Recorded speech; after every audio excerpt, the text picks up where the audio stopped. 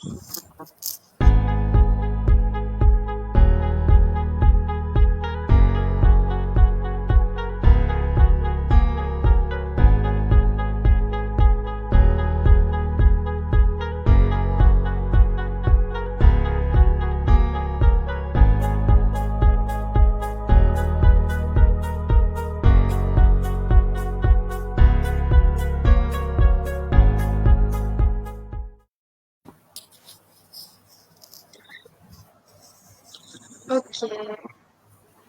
Kita live kan? Okay.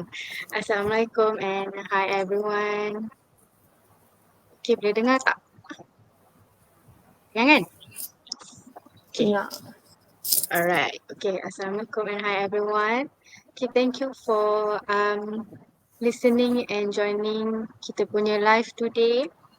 Okay, so our live today, our third live today, kita continue the first live that we talk about, which is fakta versus mitos in homeopathy. And this one kita start with part 2 sebab the first one kita buat tu tak sempat nak jawab semua soalan. So siapa yang tak tengok yang part 1 tu boleh tengok dekat our punya Facebook, Instagram, kita ada save live tu. And today kita talk about fakta versus mitos in homeopathy part 2. Okay, so sebelum kita start, kita kenalkan diri dululah dari Future Integrative Homeopathy dan also Solace Homeopathic Wellness Center. Okay, kita start dulu dengan Future Integrative Homeopathy. Okey, Assalamualaikum dan selamat malam pada semua. Terima kasih kerana datang untuk melihat kami ataupun mendengarkan perkongsian daripada kami. So, saya Hazim dari Future Integrative Homeopathy Center yang berlokasi di Kampung Sungai Udang. So, siapa yang berminat untuk mendapatkan rawatan homeopati di Kelang, bolehlah berhubung dengan kami. So sebenarnya saya ada rakan lagi seorang tapi dia tak dapat datang hari ini. Okey. Okay, dari pihak Solace Homeopathy. Okay, Assalamualaikum and hi to everyone. Okay, saya Homeopath Siti Mariam. Saya bekerja di Solace Homeopathic Wellness Center yang terletak di Worldwide Business Center Shah Alam Seksyen 13. Okay, saya bekerja bersama rakan sekerja saya iaitu Saya moderator anda hari ini. Okay, saya Hasha Farzana. Saya juga bekerja di Solace Homeopathic Wellness Center. Terletak dekat Seksyen 13 Shah Alam. So dia nearby Lotus Shah Alam. So kalau lalu dekat Federal Highway tu boleh nampak lah kita orang punya klinik. Alright, okay. So kita boleh start Boleh. Okay, so kita start fakta versus mitos in homeopathy part 2. Okay, so the first question is, mitos pertama is, homeopathy is not a medicine of emergency. Okay, emergency tu kira macam emergency macam mana? Emergency yang berdarah ke, emergency yang patah tangan ke. So boleh untuk penjelasan yang lebih jelas, boleh Homeopath Hazim explain tak sikit apa maksud homeopathy ni is not a medicine of emergency? Okey, terima kasih Homeopath Hasha kerana membuka soalan dengan agak soalan yang agak ramai orang dengar. Okay, medicine of emergency. First of all, kita kena tahu apa itu emergency maksud sebenarnya. Okay, dalam homeopati, we have a good scope in treating acute emergency. Contohnya macam demam secara tiba-tiba ataupun batuk, demam, selsema. And then kita juga ada macam untuk constipation, diarrhea, which is acute and it's emergency, which need our immediate attention. Yang macam tu we have a good scope in homeopathy. But there's another meaning of emergency is like something like bila kita pergi ataupun kita mengalami kemalangan ataupun apabila kita terlanggar something, then kita contohnya kita ada kena pendarahan yang banyak and then kita ada terkena hypovolemic shock. Tu benda tu kita memerlukan first primary care punya attention lah, which is hospital ataupun emergency department yang berdekatan. So benda tu memang kita perlukan, like okay, contohnya darah hilang and then kita perlu tambahlah darah kan, takkan kita nak minta darah dekat pusat homeopati pula kan. So kita perlu juga macam mechanical intervention, which is like contoh ada patah, then kita perlulah simen, benda yang simen kenalah simen kan. So benda tu kita tak adalah scope in homeopathy, but we have a good scope post selepas accident tu sendiri ataupun lepas surgery. We have a good scope in treating those cases. Contohnya kita nak lajukan dia punya healing process. So benda tu kita boleh lepas keluar daripada hospital dah dapat first primary care, and then kita dah discharge apa semua tu, bolehlah datang kepada homeopati untuk mendapatkan rawatan selanjutnya ataupun nak mempercepatkan proses tu. So nak cakap homeopathy is not a medicine of emergency, it's not 100% true lah. Sebab we have a good scope in like demam tiba-tiba kan, semalam tak ada apa, tiba-tiba hari ni ada demam. So dalam homeopathy juga, the fast kita dapatkan rawatan, the fast the action. Okay, so yeah. Okay, so terima kasih Pak Hazim. So kiranya dekat sini taruhlah masuk agensi tu, contoh agensi yang kalau agensi macam demam, tiba-tiba demam tu kita boleh untuk pergi ke rawatan homeopati. Tapi kalau macam dah jatuh berdarah-darah tu, kita kenalah pergi emergency department sebab ada sebabnya kenapa hospital ada emergency department. Dan macam Hazim cakap juga, kalau post, kira macam post op lah, kalau lepas operation ke kita nak ambil rawatan homeopati boleh, sebab kita kan kita punya mission is to improve quality of life. So after the surgery or after any perawatan yang dah dapat kat hospital, nak ambil homeopati boleh juga. Okay, so harap jelas semua. Okay, and then kita teruskan mitos kedua.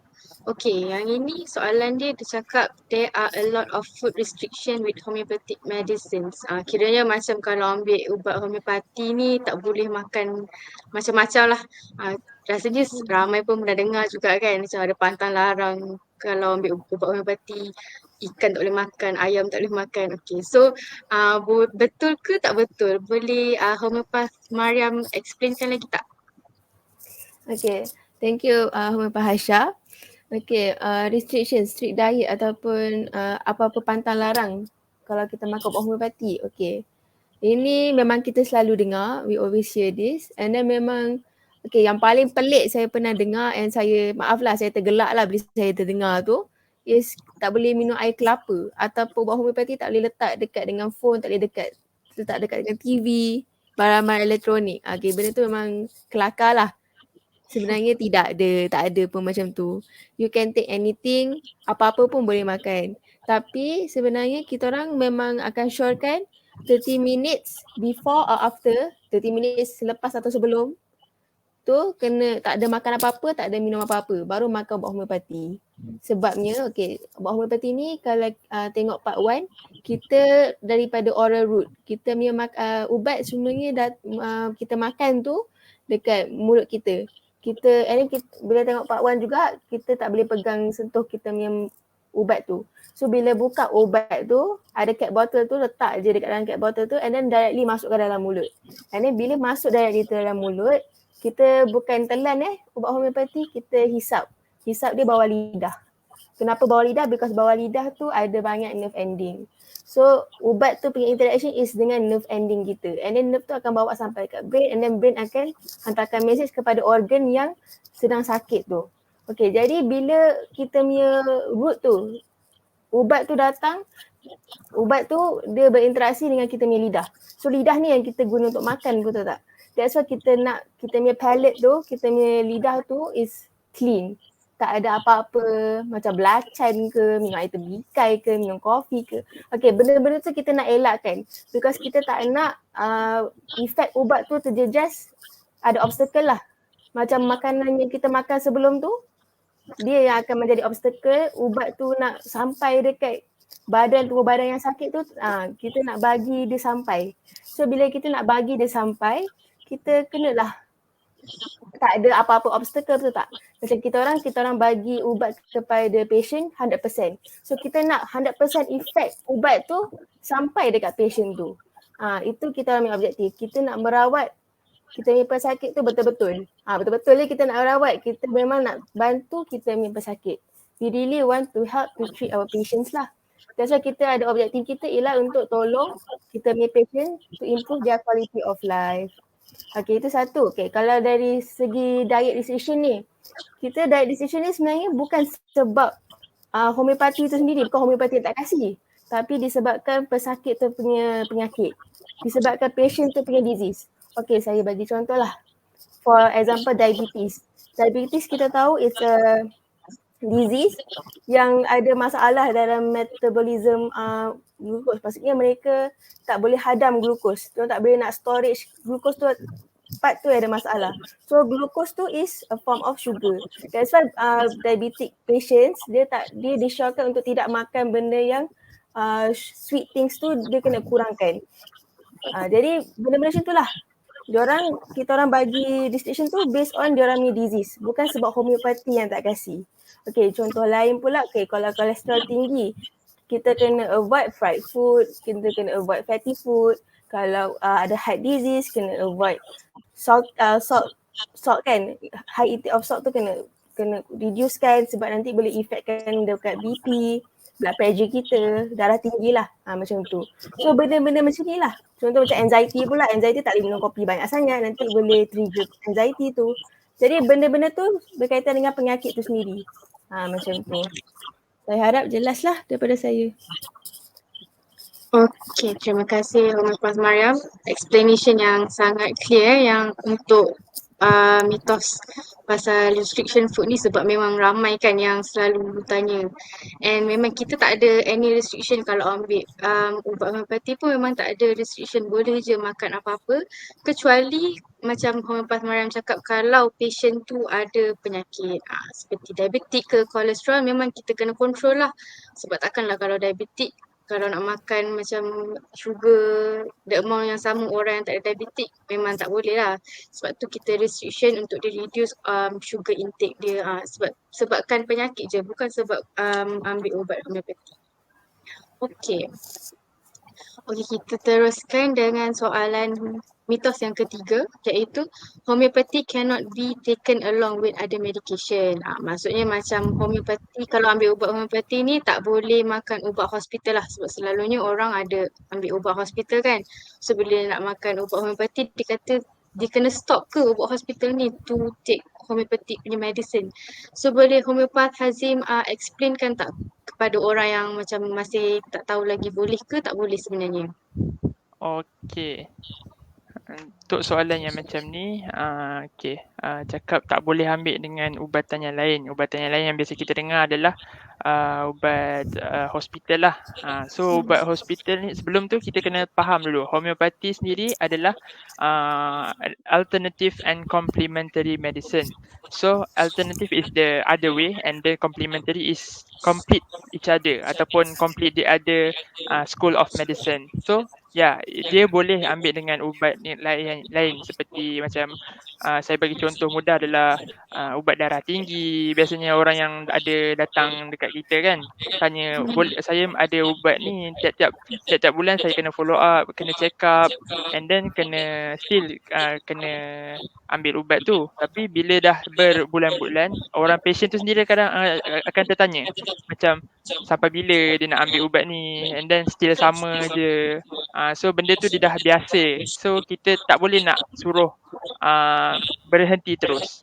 Yes, kita dalam homeopati kita boleh membantu dalam kebergantungan kita pada ubat, tetapi kita tidak boleh berhenti terus.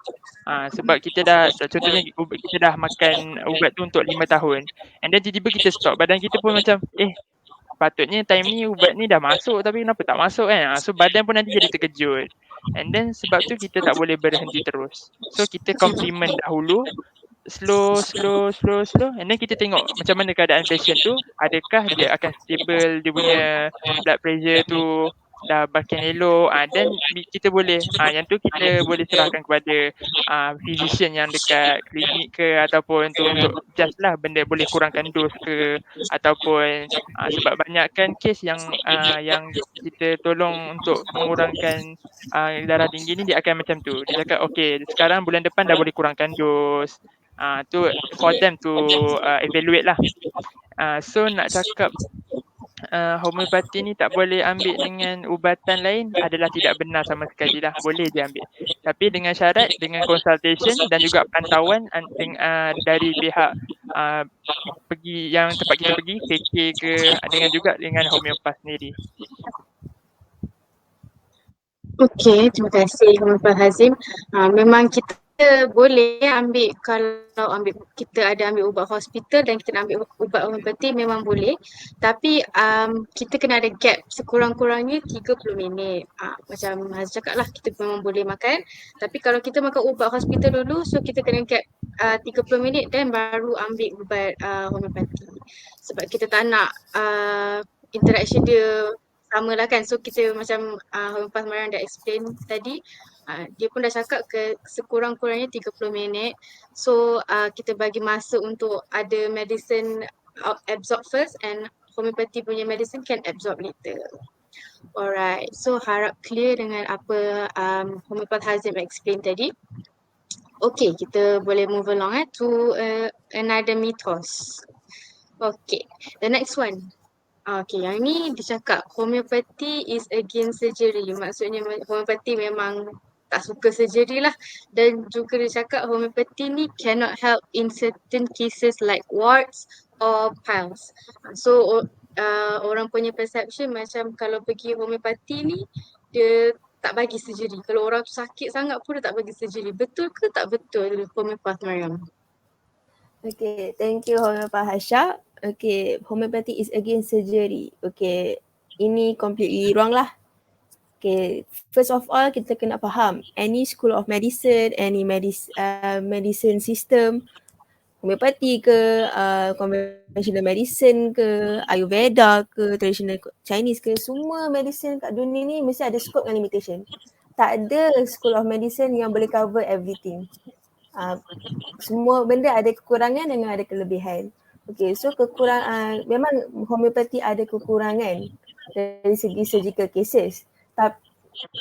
Tapi not all surgical cases tak boleh. Okay, ada some surgical cases yang homeopati boleh bantu. Okay, for example, tonsillitis, warts, piles, buase tu, kidney stones, batu karang, benda-benda macam tu kita boleh bantu sebenarnya. And then kita boleh bantu juga dari segi long term. Contohnya, okay, selalunya penyakit ni, our disease ni, once dia datang and then nanti dia tak ada, dia ni korang rawat.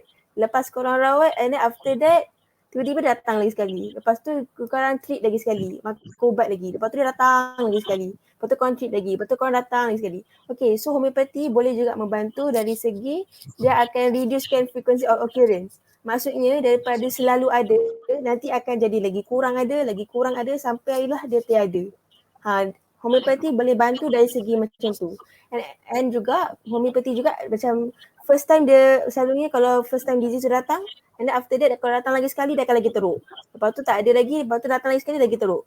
Tapi homeopati pula kalau makan ubat homeopati insya-Allah kalau makan sekali ubat homeopati and then after that kalau dapat second attack dia dah reduce dia punya intensity, pain of intensity tu. Lepas tu kalau after that datang lagi dia akan reduce lagi. Lepas tu datang lagi dia akan reduce lagi. Sampai lama-lama dia akan reduce, akan dissolve sendiri. Maksudnya disease tu takkan ada lagi dah macam tu. So homeopati boleh bantu dari segi macam tu. Okay, saya dah cakap tadi batu karang which is kidney stone. Kita boleh bantu juga. Tapi kidney stone ni pula kita ikut juga kidney stone tu besar mana.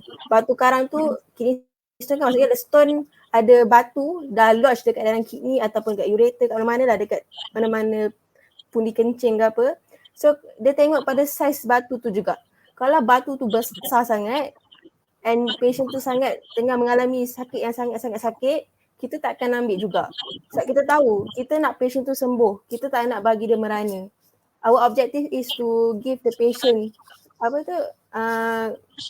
sembuh dengan cepat. So kita pun tak nak bagi dia tunggu dia, tak payahlah pergi sana sini, ubat ni boleh makan. Tak ada, kita tak macam tu.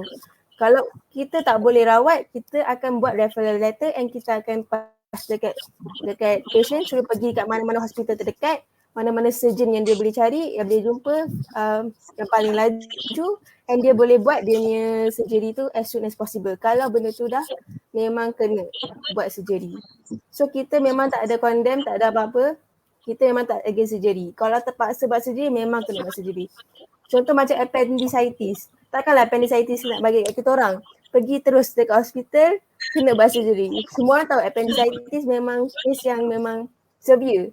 Kalau tiba-tiba dapat appendicitis tu, kena dapat rawatan segera. Kena pergi terus surgery, kena buang appendix. So benda tu kita tak boleh tolong. Terus pergi dekat emergency department and the doctors can help you better there. So kita kena pandai juga tahu, okay, kalau penyakit ni kita pergi kat sini, penyakit ni kita pergi sini. Kita tak boleh terlalu rigid nak pergi semua sini je. Kalau homeopati je, kalau ni je, tak boleh.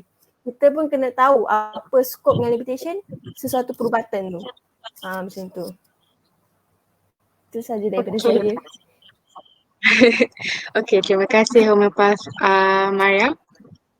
Okay, nak cakap seperti yang Homeopath Mariam cakap, homeopati ni katanya homeopati is against surgery, salah lah. Kita memang kalau betul-betul patient tu perlukan surgery, memang kita akan suruh dia pergi to remove apa yang sepatutnya remove. Sebab macam kita pun tak nak patient tu merana kan. Kita sebagai physician or sebagai perawat, memang our goal is to make the patient feels better and to improve the patient's life. So kita bukannya nak lagi sakitkan patient tu.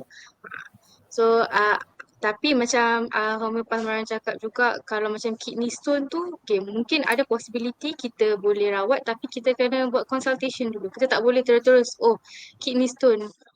Kalau dah besar sangat tu, memang kita susah lah untuk kita rawat. Kalau mungkin for awal-awal stage tu, kita boleh try to slow the progress of the kidney stone untuk become severe.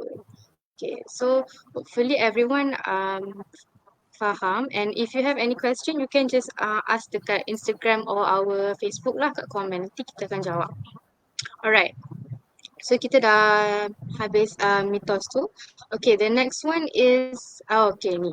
Diabetic patient cannot take homeopathic medicine as they are sweet. Macam kita tahu siapa yang biasa ambil ubat homeopati, ubat dia rasa manis kan. Sebab usually budak-budak pun suka sebab dia manis. And dia tak payah nak telan macam tu, kita kena hisap je. So kan tadi pun Homeopath Mariam ada cakap yang diabetic patient ni tak boleh makan benda manis. Tapi ubat homeopati ni manis. So macam mana kita nak bagikan? Boleh ke tak boleh sebenarnya? Saya serahkan kepada Homeopath Hazim untuk menjawab soalan ni. Okay, terima kasih Homeopath Asha. Soalan ni agak menarik dia sebab apa tau? Dia orang mempersoalkan kenapa globule manis ni boleh makan ke? Sebab most ni commonly lah, orang yang ada diabetes ni akan craving tu manis kan. Still makan kek, still makan gula-gula. So macam tak masuk akal lah, tak make sense lah kenapa nak mempersoalkan ni manis tak boleh makan ke, boleh makan ke kan. So actually yes, homeopati punya yang manis sweet pill tu we call is globule. So boleh makan untuk yang diabetik tu. So dalam homeopati sendiri pun kita treat patient yang diabetik menggunakan globule tersebut. So actually globule ni dia diperbuat daripada sugar cane. Sugar cane tu dia punya manis memang sama manis, tapi dia punya concentration of the sugar cane tu is 1/4, which is like dia rasa manis sama tapi dia punya concentration is different. And then actually gula tebu ni, sugar cane ni, dia tidak mempunyai glukos, di mana diabetic patient ni mempunyai masalah metabolic disorder untuk memproses glukos. So bila globule ni tak mempunyai glukos, so tiada macam tak ada relationship lah ataupun tiada correlation kan. So tidak menjadi masalah untuk makan lah, untuk bagi mereka yang mempunyai masalah diabetik ni.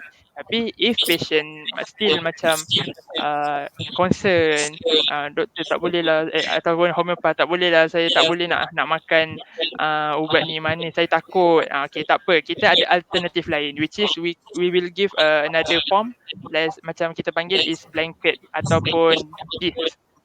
Benda ni dia tak manis, tapi dia still a vehicle ataupun medium untuk transferkan daripada ubat tu kepada badan lah. So it doesn't matter what kind of vehicle we are using.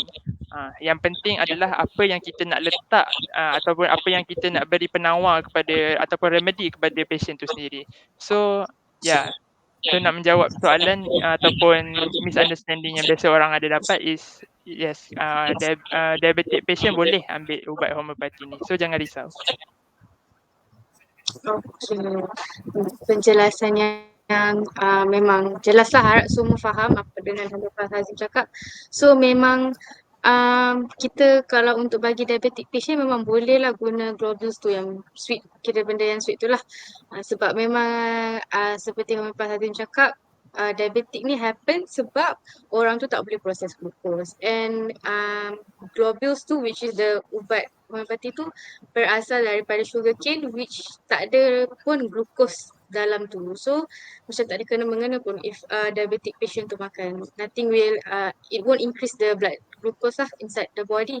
But if the patient memang betul-betul concern, macam Pak Hazim cakap juga, kita boleh tukar vehicle tu, sebab homeopati ni bukan sahaja ada globules, kita ada powder, kita ada disket. Kalau memang dia tak nak, dia macam takut ataupun tak masih macam ragu-ragu, kita boleh bagi dia choices. But the common we give is the globules lah. Okay. So kita dah jawab soalan tu. Okay, now we move to the next myth.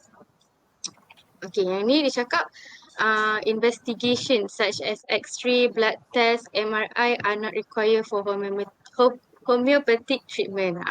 So orang cakap kalau nak pergi rawatan homeopati ni, blood test, X-ray semua tak payahlah. Mungkin kita ada cara lain kot untuk rawat, saya pun tak pastilah kan.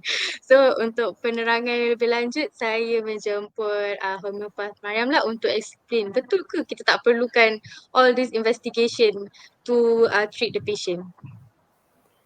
Okay, thank you Homeopath Hasha.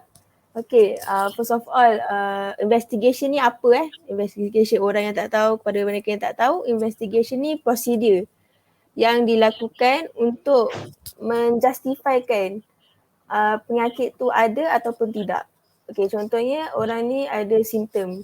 Dia datang dekat kita, dia consult dengan kita, dia ada beberapa simptom. Okay, simptom ni menunjukkan boleh jadi penyakit A, penyakit B, penyakit C. So kita nak differentiatekan lagi penyakit A, penyakit B, penyakit C ni. Kita buatlah investigation. So investigation ni yang akan menjustifikan bahawa dia ada penyakit A ataupun dia ada penyakit B ataupun dia ada penyakit C. Macam tu. Dia just menjustifikan, dan bila dah justify baru kita boleh buat diagnosis. Macam tu. So sebenarnya kita perlu ke tidak? Tentunya perlulah. Kita orang perlulah juga, because we treat the patient as a whole. So kita ambil patient punya simptom dari segi mental symptoms dia, dari segi physical symptoms. Physical symptoms saya sudah cakap tadi, which is bila dia datang consultation, okay, kita akan tengok dia mental symptoms kan, and then kita akan cari physical symptoms. Physical symptoms tu is symptom daripada penyakit tu lah. Contohnya macam batu karang tadi ataupun kidney stone, dia akan tergolek-golek ke, sakit dekat belah kiri ke, sakit dekat belah kanan ke, macam mana dia minta off pain semua tu. Okay, semua simptom tu kita dah tengok. And then nak tahu betul-betul tak dia ada batu karang ke tak, ke dia ada benda lain je ni, dia ada sakit sakit pinggang ke. Kita boleh cakap macam tu because kidney dekat dengan pinggang, betul tak kita ni tu. Jadi kita buat ultrasound ke, kita buat MRI ke, Okay, selalunya orang akan buat ultrasound lah, because ultrasound tu paling safe, paling murah kan selalunya. So bila buat tu baru kita tengok mana betul ke ada stone kat situ, betul ke ada batu kat dalam tu.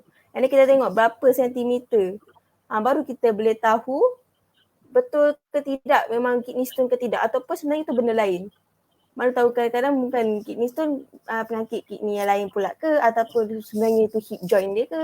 Kita baru dapat tahu dari segi bila kita buat investigation tu. Macam tu. Okay, kalau contoh lain saya boleh bagi is contohnya dysmenorrhea, sakit period pain. Okay, bila period pain selalunya orang akan datang kat kita, orang cakap saya sakit period pain dah berapa hari. Selalunya kalau 2-3 hari tu normal lah untuk period pain tu. Tapi kalau dia berlanjutan sampai lebih daripada 3 hari, 4 hari ke 5 hari semua tu, and tengah sakit dia tu sakit sangat, dia tak ada nak bangun, lepas tu dia punya bleeding pun banyak, itu pun kita orang take consideration. Kita memang akan tanya semua simptom tu. So bila kita dah dapat simptom tu, kita akan fikir, oh selalunya benda-benda ni mungkin fibroid ke, mungkin cyst ke. Okay, so bila kita nak tahu benda tu apa sebenarnya masalah dia tu, dia penyakit ovarian cyst ke, dia penyakit endometrial cyst ke, endometrial cancer ke, semua benda tu, semua benda dah ada. So kita bila kita buat investigation, kita buat MRI, ultrasound semua tu, baru kita dapat tahu, baru kita boleh oh kita nampak cyst dekat ovarian cyst, dekat ovary. So kita tahulah tu ovarian cyst. So bila kita dah dapat tahu diagnosis tu, barulah kita boleh rawat. Okay, kita pilih ubat pula, bukan saja-saja pilih ya. Kita ambil ubat tu, kita pilih ubat tu pun based on disease juga. Kalau ovarian cyst, ubat dia lain. Kalau fibroid tu, ubat dia lain. And then kita tengok balik simptom dia, simptom fizikal dia macam mana, ada tak simptom yang lain, ataupun kita tengok pula mental symptom juga. Jadi semua benda ni memang kita ambil into consideration untuk kita pilih ubat yang sesuai untuk patient tersebut. So definitely kita perlukan investigation, because investigation tu lah menjustifikan bahawa that patient has that disease. Kalau dia tak ada disease tu, kenapa kita nak rawat dia untuk disease tu, betul tak? Macam tu. Kita tak boleh just daripada simptom tu saja kita ambil. So kalau patient yang di luar sana yang mahu consultation dengan kami, sila bawa juga anda punya investigation, korang punya MRI scan ke, CT scan ke, PET scan, apa-apa scan pun, blood test semua tu sila bawa sekali. Jadi kita boleh merawat anda dengan lebih baik. Itu sahaja daripada saya. Okay, terima kasih Prof. Mariam. Okay, macam dia cakap memang kalau symptoms tu apa yang patient tu bagi tahu kita, apa yang kita tahu patient tu tengah macam suffering lah symptoms. So sebab symptoms ni macam some disease, symptoms dia macam lebih kurang. So kalau kita based on symptoms saja, macam mana kita nak tahu kan kalau kita tak buat investigation. Kira investigation ni is the macam kira macam proof lah, evidence untuk menyatakan bahawa okay, dia apa symptoms yang dia cakap tu kena dengan result of the investigation. So nak dikatakan investigation ni tak penting atau tak perlu untuk rawatan homeopati yang masalah lah, sebab kita pun akan tengok juga macam Prof. Mariam cakap, kita akan tengok dia punya result, dia punya blood test apa semua, dan kita akan take into consideration. Okay. Okay, harap semua jelas dengan explanation Prof. Mariam tadi. Okay, and then kita move to the next mythos, which is, yang tadi dia cakap investigation tak required kan. Okay, yang ni pula mythos dia, orang tanya diagnosis is not required for homeopathic treatment. Macam-macam lah, tak perlu kan untuk homeopathic treatment ni. So, betul ke diagnosis ni is not required for homeopathic treatment? Prof. Hazim boleh explainkan tak? Betul ke tak betul sebenarnya? Okey, terima kasih Prof. Asha. Okey, diagnosis. Diagnosis tadi kita cakap pasal investigation. Kalau dah investigation penting, mestilah diagnosis pun penting. Sebabnya, okey, mana-mana rawatan ataupun mana-mana School of Medicine mesti akan nak tahu diagnosis so that we know what we are treating. Macam perumpamaan yang mudah lah. Macam kita nak memanah. Kita nak memanah tu ke tengah. Kita dah tahu dah target kita. So takkan kita nak ke tepi, ke kiri, ke kanan kan. Ataupun perumpamaan lain, kita tahu musuh kita. Kita kena tahu siapa yang kita tengah berhadapan. So benda ni diagnosis adalah sangat penting. Bukan setakat simptom sahaja. Simptom memang ada banyak Okay, so simptom macam okay, penyakit ni ada sama simptom. So kita takkan nak treat semua disease kan. So kita treat satu je, which is the diagnosis. But diagnosis will not come easily lah. Dia akan more thorough like apa panggil, consultation yang panjang ataupun daripada investigation sendiri. Then kita boleh rule out the diagnosis. And then bila kita dah tahu diagnosis, we know what we are treating. Then we can give the better treatment plan to the patient. And then bila kita dah tahu apa yang kita rawat, kita macam dah tahu apa nak beritahu dekat patient, so kita boleh apa panggil, kita boleh bagi tahu kat patient what to expect during the treatment plan, and then what to apa expectation diorang, and then kita boleh bagi management yang betul. Tak adalah macam kita bagi management yang tak berkaitan kan. So macam kita sakit kulit kan, tiba-tiba cakap bagi benda lain yang macam tak berkaitan langsung dengan kulit kan. So kita kena tahu the right diagnosis. So homeopathy juga boleh kata is a professional career jugalah. So we don't just give medicine basically like macam tepi jalan, nah ubat manis, tak. Kita tak macam tu. Kita memang manis tu memang manis, tapi kita just we also need diagnosis, investigation to treat you well. So if you have done the investigation before, then boleh je datang and then bawa je pada kami. Kami boleh baca. Kami belajar untuk baca benda tu ya. Jangan ingat kita tak belajar. 4 tahun belajar tak reti baca investigation. Okay. So itu saja. Untuk mengatakan diagnosis tak penting adalah tidak benar dalam homeopathy. Okay, thank you Pak Hazim for the great explanation. Okay, so memang diagnosis is very very important lah untuk rawatan homeopati. Kalau siapa yang cakap diagnosis ni is not important, kita memang salah lah. Sebab diagnosis ni kalau kita tahu, kita boleh macam Pak Hazim cakap, kita boleh dia punya management, sebab each diagnosis management dia different. So kalau kita tahu orang ni dia diagnosis dia apa, so and then we can plan dia punya management, auxiliary measures, semua boleh lah, and it will improve the quality of life juga for the patient. So investigation memang perlu, diagnosis pun perlu ya. Okay, so kita boleh move to the next myth, which is our second last lah. Okay, so dia cakap homeopathic medicines are prescribed only for mental symptoms. Selalunya kan macam orang cakap kalau pergi kat homeopati ni dia tanya macam-macam lah, kita punya personal life semua kan. So memang homeopati ni prescribe based on mental symptoms je ke? Apa yang dia punya brain or dia punya personality saja je ke? Tak fokus dekat physical symptoms dia. So boleh Homeopath Mariam explain tak apa maksud mental symptoms tu sebenarnya? Alright, thank you Homeopath Hasha. Okay, apa itu mental symptoms and do we prescribe medicine based on that only? Okay, mental symptoms ni kita boleh kategorikan kepada, kita boleh pecahkan kepada 3 lah. Okay, kita boleh pecahkan dari segi emosi, emotional, intellectual, intellect and behavioral, perangai.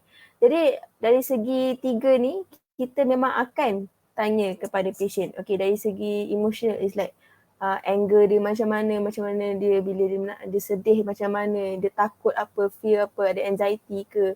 Okay, benda-benda emotion ni kita akan tanya. And then next kita akan tanya apa tadi? Intellectual. So intellectual ni dari segi memory, dia suka belajar bidang apa, dia into apa, dia suka buat apa, macam mana cara dia berfikir, dia punya thoughts macam mana. Okay, itu pun dari segi intellectual pula. Dari segi behavior is how dia cope and how dia act in a certain situation, in different situation. So macam mana perangai dia di different situasi, di pelbagai situasi lah. Okay, so benda-benda ni memang kita take in place. Okay, memang mental symptom ni memang kita akan ambil kira bila kita ambil case. Tapi juga macam saya cakap tadi earlier about investigation tu kan, kami juga bila patient datang to consultation dengan kami, kita juga akan tengok simptom dia. Dia datang sebab apa, penyakit apa. Okay, penyakit ni, okay, simptom apa yang dia ada. So kita ambil juga simptom tu. Kita bukan sahaja ambil mental symptoms, kita juga ambil physical symptoms. Dan kita juga require tadi, macam saya cakap tadi, we require investigation to justify dia punya disease tu memang disease apa. And then seperti Homeopath Hazim cakap tadi, kita juga buat diagnosis. Bila kita buat diagnosis, baru kita dapat tahu nak bagi patient tu ubat apa and kita boleh buat treatment plan. Macam tu. Jadi, homeopathy not only focus on mental symptoms. Mental symptoms for sure memang ada. Itu kelebihan homeopathy. Homeopathy fokus pada mental symptoms. But then, we also study dia punya disease. Patient ni ada disease apa. Okay, and then diagnosis dia apa. Okay, investigation dia apa yang tinggi. Reading apa yang tinggi, reading apa yang rendah. Semua benda tu takes in place dengan dalam kita punya homeopathic consultation tu. And then kita tak saja, sebab kenapa kita ambil semua ni? Kenapa kita ambil semua ni? Kenapa kita kena ambil mental symptoms? Sebab kita punya disease ni tak datang overnight je. Dia tak tiba-tiba hari ni sihat, esok tiba-tiba sakit. Tiba-tiba dapat penyakit tu. Tak. That's why kita ambil case history ni, kita memang ambil daripada kita tanya soalan. Daripada dia bayi, dia lahir sampai dia sekarang. Contohnya dia 58 tahun. So kita akan tanya, okay, apa terjadi masa dia childhood? Apa terjadi masa degree life? Apa terjadi masa marriage life? Apa terjadi masa work life dia? Semua tu kita tanya sampai dia sekarang, apa dia rasa sekarang. Memang kita tanya semua tu because kita nak tahu apa yang menyebabkan, what is the cause of the disease. Kita nak cari, kita nak tahu. Because kita nak treat, bukan kita nak treat disease tu, kita nak treat patient tu. Kita treat the patient as a whole. That's why kita bila tanya symptoms tu, kita tanya mental symptoms. Because mental symptoms tu ialah symptoms daripada patient tu sendiri. Kalau physical symptom which is symptoms daripada disease tu, itu disease tu punya symptom, itu disease tu punya karakter. So kita nak tahu apa karakter disease tu dengan patient tu bila bercampur, dan kita akan treat patient tu as a whole. Kita bukan ambil saja mental symptoms ataupun kita bukan saja ambil physical symptoms. Kita ambil dua-dua. And bila kita ambil dua-dua, that's why kita digelar lah. Kita digelar sebagai holistic medicine because we take in place dua-dua, mental dengan physical. Semua yang kita nak tu memang kita nak capai target, which is kita nak bagi the right remedy to the patient so that the patient can get treated. Okay, bila dia get treated, dia akan improve dia punya quality of life. Macam tu. So statement ni sebenarnya tak cukup je lah. Homeopathic medicine sebenarnya prescribe based on mental symptoms dengan physical symptoms. Bukan mental symptoms sahaja. Okay, itu sahaja. Okay, thank you Homeopath Mariam. Okay, so memang kita bukan sahaja fokus for mental symptoms lah. Kita pun memang fokus physical symptoms. Sebab kalau patient sakit perut, takkanlah tiba-tiba kita nak tanya dia, macam terus nak tanya dia punya mental symptoms kan. So memang tak ada related lah langsung kan. So but we also do take mental symptoms in consideration sebab apa yang Homeopath Mariam cakap tadi, we are holistic punya medicine. So our aim is to treat the root of the cause, not just the disease. We treat the patient, not only the disease. So that's why we take mental symptoms in consideration, and also it's very important in our case taking. And also as the physical symptoms. Okay. Okay, so kita dah sampai soalan yang terakhir lah. Soalan terakhir ni kira mitos terakhir lah. Dia cakap self-medication in homeopathy is harmless. Kiranya dia ambil ubat sendirilah tanpa consultation ni, tanpa jumpa professional or certified homeopath is harmless.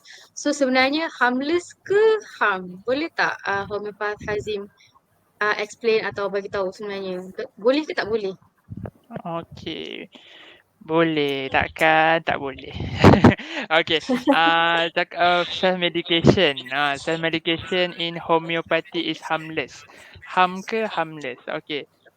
First of all, kita kena tahu semua perubatan ataupun semua ubat ada diorang punya professional ataupun mereka yang lebih tahu. So nak cakap self-medication is harmless adalah tak betul lah. So kita kena still kena ada observation ataupun consultation daripada yang tahu. So kalau risau pula kan macam beli macam dekat mana-mana ubat homopati kan, makan, lepas tu cakap tak jadi ni, lepas tu salahkan homopati. Tu nanti jadi pula mitos yang ke-10 pula nanti. So kita tak nak tambah lagi mitos. So kita nak cakap pasal self medication ni. Okay. Macam adalah macam ada orang yang macam bagi homeopathy first aid kit. Okay, contohnya dalam tu ada instruction. Okay, dalam tu cakap untuk demam, untuk batuk sesama. Yes, betul. Kita boleh ikut benda tu. Tapi still, we need consultation. So that's why we need to like contact the person yang jual tu ataupun yang memberikan benda tu kepada anda.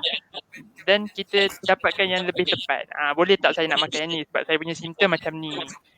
So we will have a better outcome lah bila kita dah tahu ataupun yang lebih tahu yang kita beri ubat tu sendiri.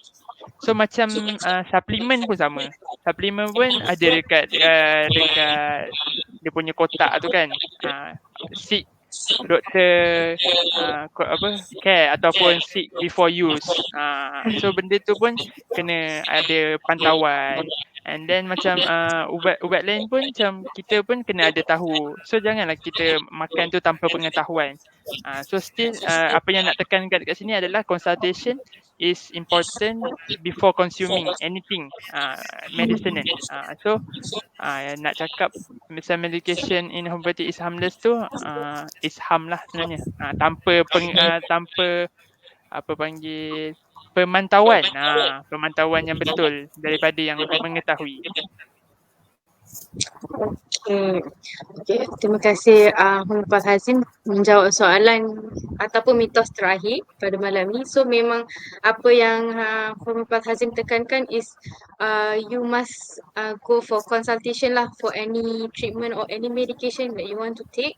You have to take consultation with the professional atau orang yang kira bertauliah lah, yang ada knowledge about this. Kita tak boleh simply ambil kita macam contoh orang tu makan ubat, contoh dia sakit perut ke, dia makan ubat ni dia okey, lepas tu orang ni pula sakit perut dia bagi. Sebenarnya kita tak boleh macam tu. In homeopathy kita tak treat macam tu because we believe in individualization, sebab orang yang sakit sama, symptoms mungkin pun lebih kurang sama, but ubat dia different. That's why kita consider as individualization. And also important is we have to do consultation dekat mana-mana pihak yang bertauliah dan profesional. Okay, so dengan soalan mitos tadi tu berakhirlah kita punya live pada malam ini. So before kita wrap up our live, boleh Puan Hazim tak conclude ataupun macam just wrap everything yang kita cakap about our live today. Okay, kepada yang menonton, yang mendengar ataupun yang bakal mendengar, terima kasih kerana datang dan juga dengar dengan tekun. Pergi masuk tu tak apa. Yang penting tahu yang kita tengah buat live. Sebab kita punya objektif tu yang pertama adalah to spread the awareness of homeopathy itself.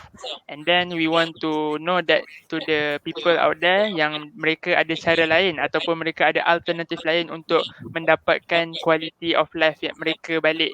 Daripada tak boleh bergerak secara semula jadilah, which is homeopathy.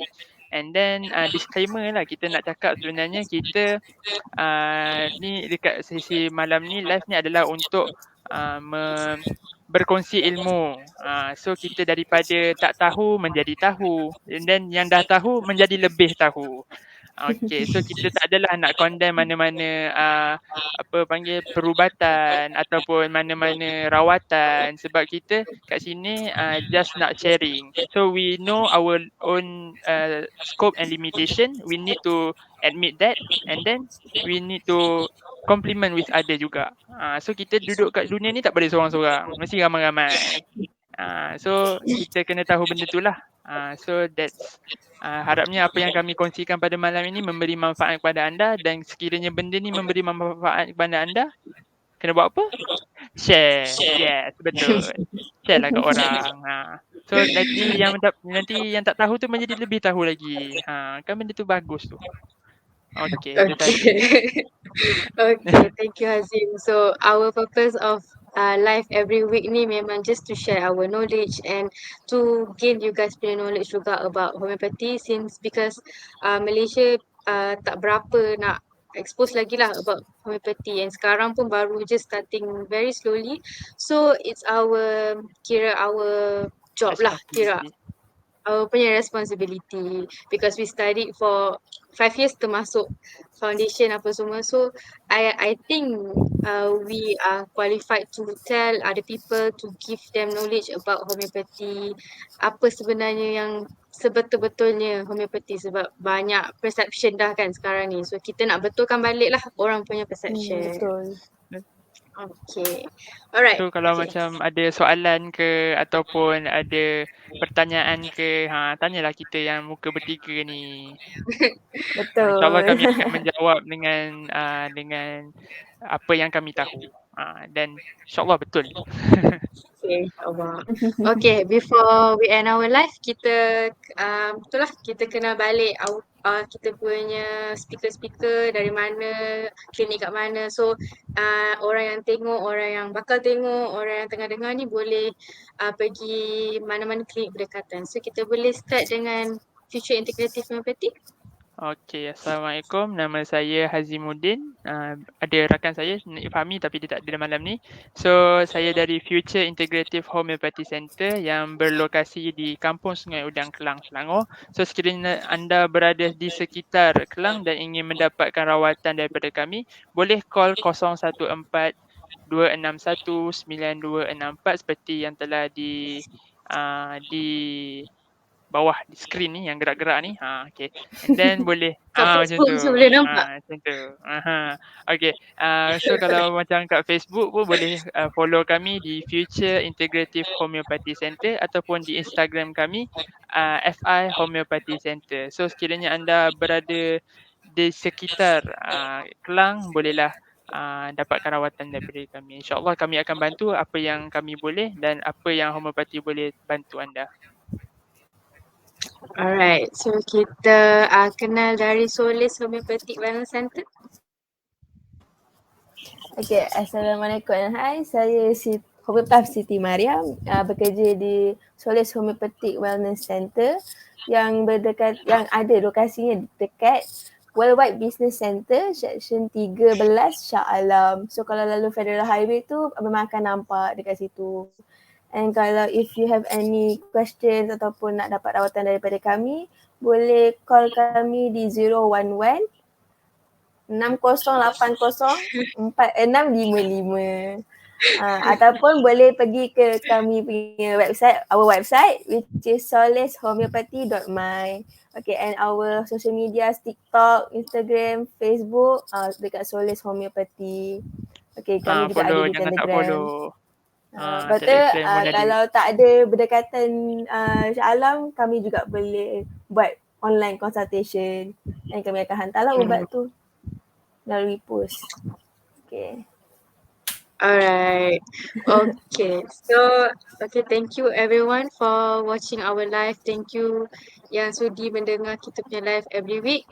And next week we will talk about other topic pula. So stay tuned for our poster to know lah apa topik yang kita akan cakap for next week. Okay. With that, we end our live today. Okay, good night everyone. Take care. Terima kasih semua. Bye-bye. Thank you. Bye.